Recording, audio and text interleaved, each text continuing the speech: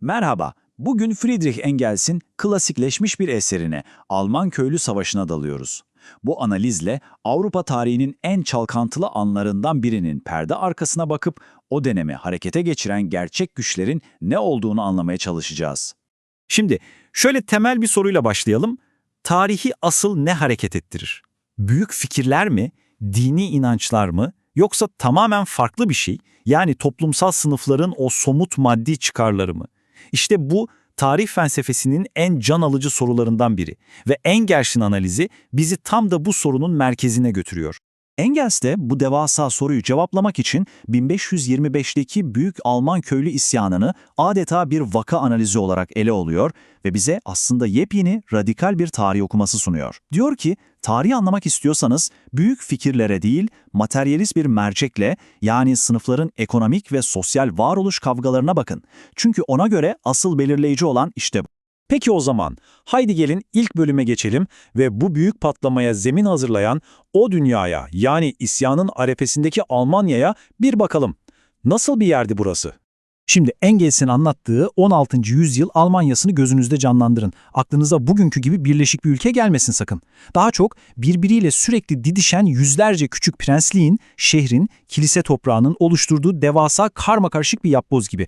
Her bir parçanın kendi kanunları, kendi ordusu, en önemlisi de kendi çıkarları var. Yani anlayacağınız ortada tam bir siyasi ve ekonomik kaos var. Ve bu durum her an patlamaya hazır bir barut fıçısından farksız. Peki, bu karmaşık tablonun içindeki oyuncular kimlerdi? İşte burada Engels toplumu bir piramit gibi ele alıyor ve bu piramidin her bir katmanı bir diğeriyle sürekli bir çıkar çatışması içinde. Gelin şimdi bu piramidin katmanlarına teker teker bakalım.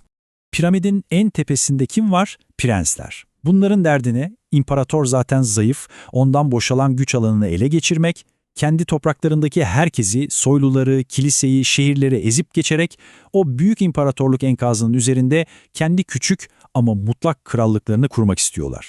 Hemen onların bir altında şövalyeler, yani alt soylular var.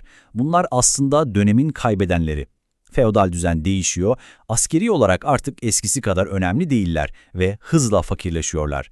Tabi bu çöküş onları inanılmaz derecede tehlikeli ve ne yapacağı belli olmayan bir grup haline getiriyor. Kaybettikleri o eski gücü geri alabilmek için de önüne gelenle çatışmaya hazırlar. Ve tabii ki kilise, o dönemin en büyük güçlerinden biri. Ama o bile tek parça değil, kendi içinde fena halde bölünmüş durumda. Bir tarafta adeta bir prens gibi yaşayan, devasa topraklara sahip, halkı iliklerine kadar sömüren aristokrat piskoposlar var. Öbür tarafta ise kasabalarda, köylerde halkla iç içe olan, onların derdini anlayan ve bu yüzden de isyanın fitilini ateşleyen alt kademe din adamları, yani vaizler. Şehirlere geldiğimizde ise sanki tüm bu çatışmanın küçük bir modelini görüyoruz. En tepede her şeyi hükmeden zengin patrisya aileleri var. Onların bir altında biz de yönetimde söz sahibi olmak istiyoruz, bir de bu kilise çok pahalı daha ucuza gelsin diyen bir orta sınıf var ve en dipte hiçbir şeyi olmayan, hiçbir hakkı bulunmayan ve haliyle de patlamaya en hazır kitle olan kent yoksulları, yani plebler. Ve işte geldik piramidin temeline. En geniş, en kalabalık ama en çok ezilen sınıfa, köylülere. Aslında bütün bu gösterişli yapıyı, bütün o prensleri, şövalyeleri, piskoposları ayakta tutan şey onların omuzları. Herkes ama istisnasız herkes köylünün emeğiyle ödediği vergilerle yaşıyor. Şimdi bu tabloya bir bütün olarak baktığımızda ne görüyoruz? Öyle basit bir iyi, kötü ya da ezen ezilen hikayesi değil bu. Tam tersine her sınıfın neredeyse diğer herkesle bir çıkar çatışması yaşadığı inanılmaz derecede karmaşık bir ağ var ortada. Prens soyluyla kavgalı, soylu şehirle, şehir kiliseyle, herkes birbiriyle bir mücadele içinde. Bu da bize tarihin siyah beyaz olmadığını, çıkarların gri alanlarında yazıldığını çok net bir şekilde gösteriyor. İyi de bütün bu ekonomik ve siyasi gerilimler kendini nasıl dışa vurdu? O dönemin insanları bu kavgalarını hangi dille ifade etti? Cevap, din.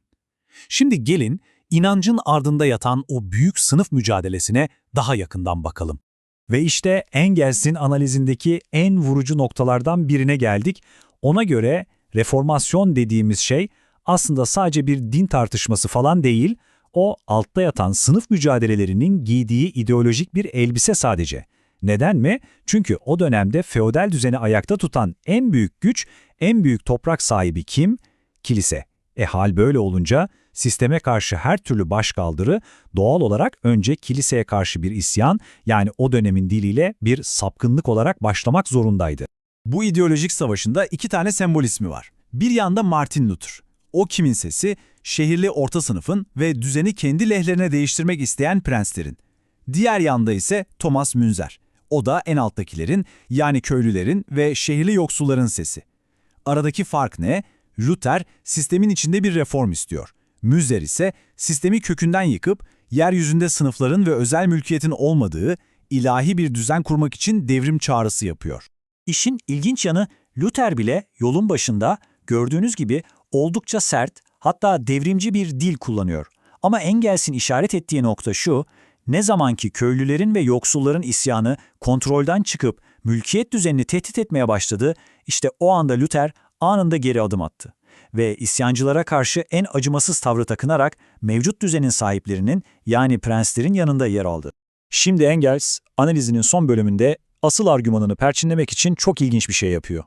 Zamanda tam 300 yıl ileri atlıyor ve 1525 köylü savaşıyla kendi yaşadığı 1848 devrimleri arasında şaşırtıcı bir paralellik kuruyor.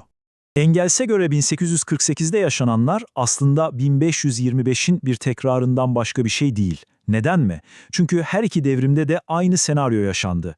Başta isyanı destekleyen orta sınıf, yani burjuvazi, hareketin daha radikal unsurları olan işçiler ve yoksullar güçlenip kendi mülkiyetlerini tehdit etmeye başlayınca onlara anında sırtını döndü ve eski düzenle anlaşma yoluna gitti. Sonuç, her iki seferde de kazanan yine merkezi otorite, yani prensler ve devlet oldu.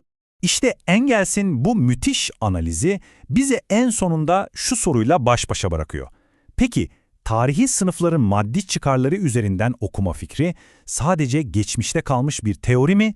Yoksa bugün yaşadığımız dünyadaki toplumsal gerilimleri, siyasi çatışmaları anlamak için bize hala güçlü bir anahtar, bir bakış açısı sunuyor olabilir mi? Bu sorunun cevabı belki de Engels'in bize bıraktığı en değerli mirastır.